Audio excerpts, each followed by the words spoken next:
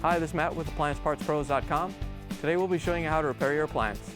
Remember, anytime you work on an appliance, make sure it's unplugged or the circuit breakers are off so there's no chance of electrocution.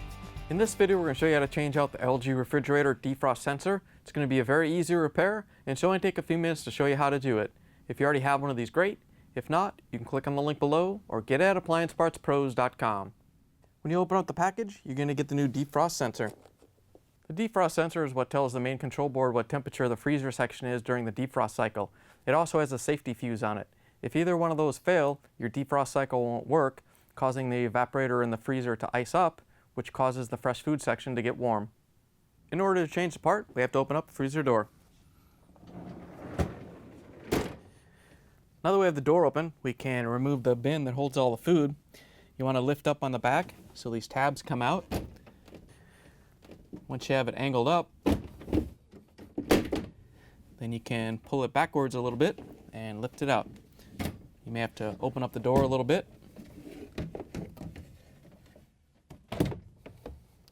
Once you have it out, you can set it aside. Now we can take out the screws that hold the frame to the rails. We're going to use a Phillips screwdriver to take them out.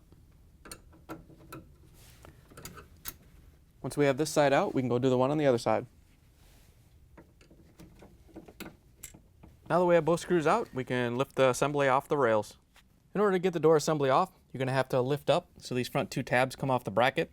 And in the back, there's a little hook bracket, so you're going to have to pull it up and then pull it off at an angle.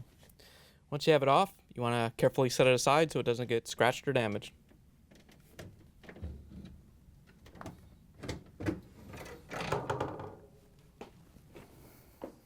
Once you have the door set aside, we can push the rails in and get them out of the way for now. Now we can take the upper rack out. All you have to do is pull it all the way out, and then there's a locking tab on each side that we have to release. All you have to do is press on the tab and lift up on the rack. Once you have both tabs released, you can lift up on the rack, and you have to angle it again just like the lower one, and then lift the whole assembly out. Once you have it out, you can set it aside and then push the rails back in. Now that we have the rack out, we can go inside the freezer and remove all the rails. We're going to take the upper rails off first. We're going to use our Phillips screwdriver to take the screws out.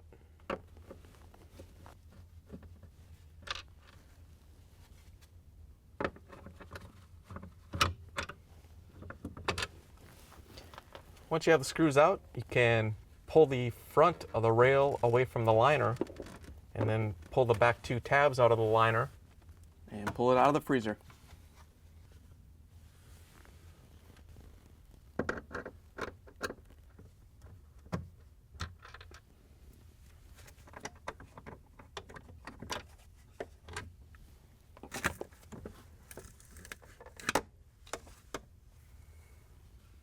Now we can take the lower rails off. Before we take these off, we have to take the connecting rod off in the back. So we want to pull these all the way out, and there's a little locking tab in between this gear wheel and its mounting plate. All you have to do is press on it, and then you can lift this assembly off. Once you have this side off, all you have to do is pull the other side out of the other gear. You don't have to take that one off. Once you have the connecting rod removed, you can push the rails back in and set the rod aside. Now we can use a Phillips screwdriver to take out the lower rails. We have to tap on the rails to get the screws to drop out.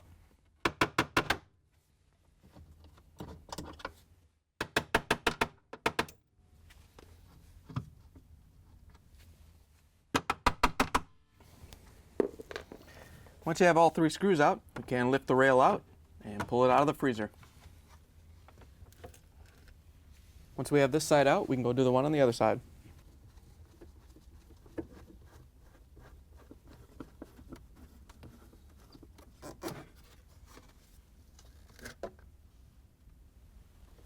Now that we have the rails out of the way, we can take the back panel off. First thing we're going to do is open up this access panel on the right side. We're going to use a putty knife to get in there and carefully release the locking tabs.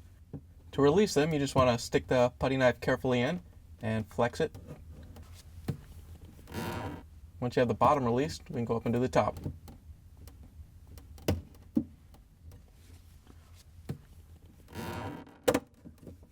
Once you have one side released, you can just pull the access panel out and set it aside. To get the rear panel off, there's a series of locking tabs that go around the whole outer perimeter of the panel. We're going to reach in right up here behind this opening, and there's one that we can release to relieve some of the tension, and then we can carefully pull the whole panel forward.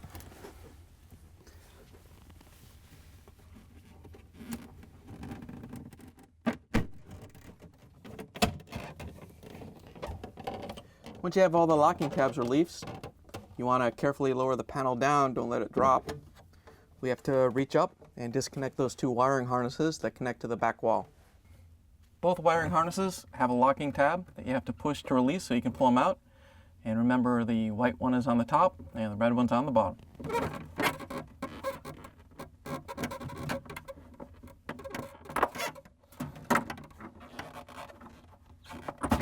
Once you have them both disconnected, we can pull the rear panel out of the freezer.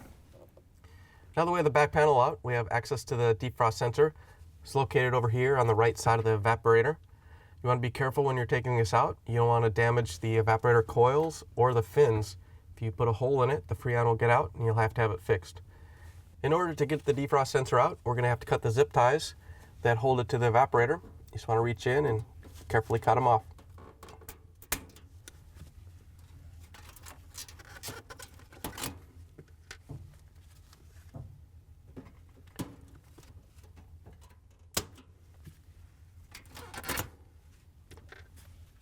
Last one is up inside here. We have to reach in and cut it off.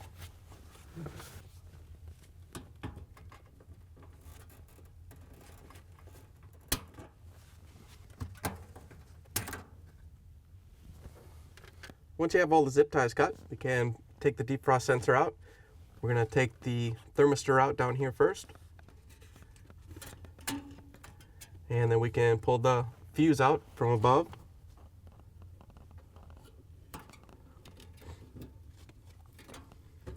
Once you have both those out, we can reach up and disconnect the wire harness. There's a locking tab on it. All you have to do is press the locking tab and pull it out. Once you have the wire harness unplugged, you can carefully route it around the evaporator tubes. Once you have it off the evaporator, we can pull it out of the freezer. Here's the old defrost sensor next to the new one. If you already have one of these, great. If not, you can get it at appliancepartspros.com. Before we put the new defrost sensor in, we're going to route this upper zip tie through the hole in the evaporator so we can mount it once we get the fuse in place.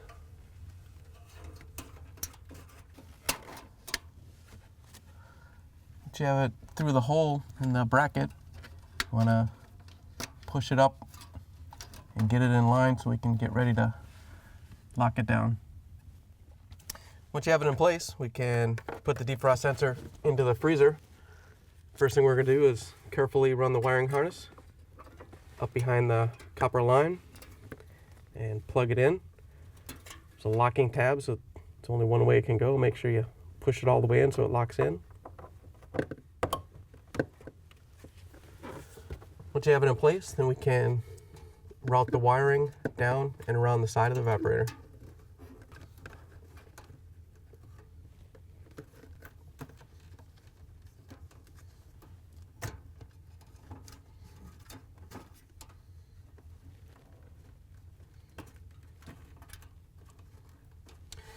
Once you have it in place, we can secure it with the zip ties.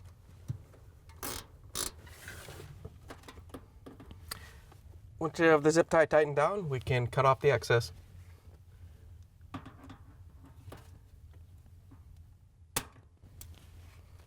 Then we can put the lower two on.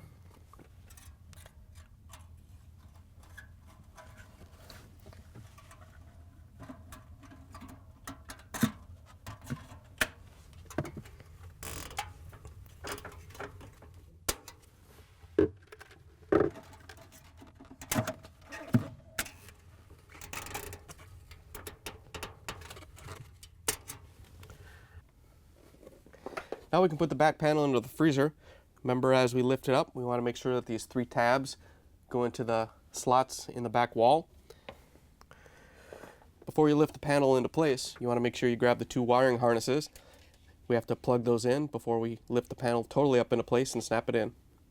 All you have to do is lift the panel up into the freezer, and then you're gonna have to line up the plugs so we can plug them in. Remember, the red one was on the bottom. Want to make sure you plug them in so you hear them snap and get a good connection. And the white one was on the top. We can lift the back panel up into place. You want to line up the 3 tabs with the slots, push it back into place.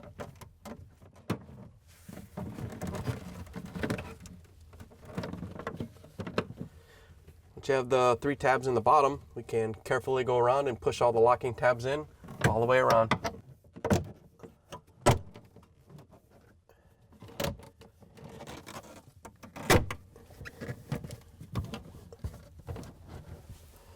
To put the excess cover in, you're going to snap one side in and just push the other side down so it snaps in.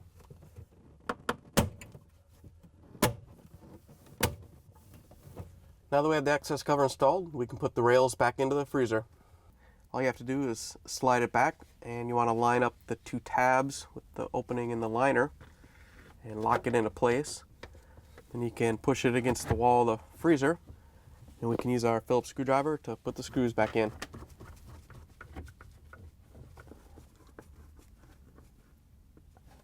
The upper one goes in the same way. All you have to do is slide it back and line up the tabs with the opening in the liner and push them into place. Once you have the tabs in, you can push the rail against the wall of the freezer and we can put the screws in.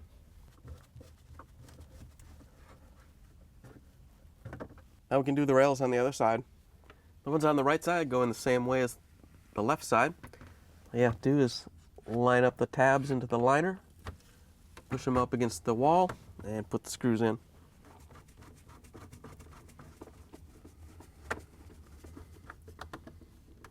Now we can put the upper one in.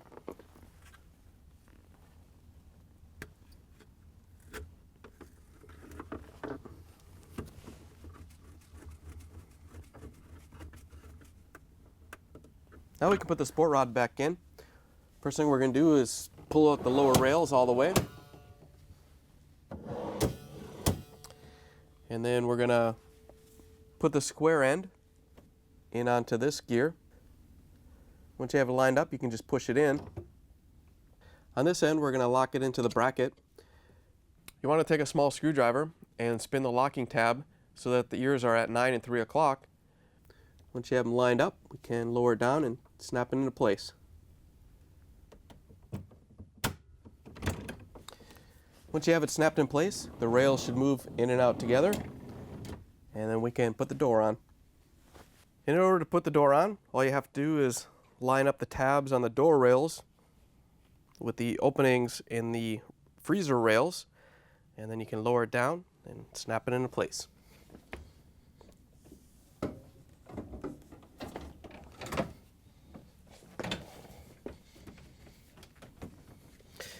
Once you have the door in place, you can push it in and out to make sure it slides in properly. And then we can use our Phillips screwdriver to put the screws in that holds the door to the rails.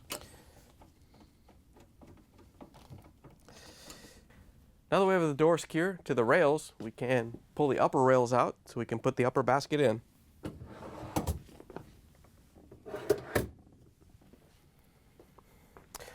To put the basket in, we're just going to line it up with the rails and make sure we snap it into place.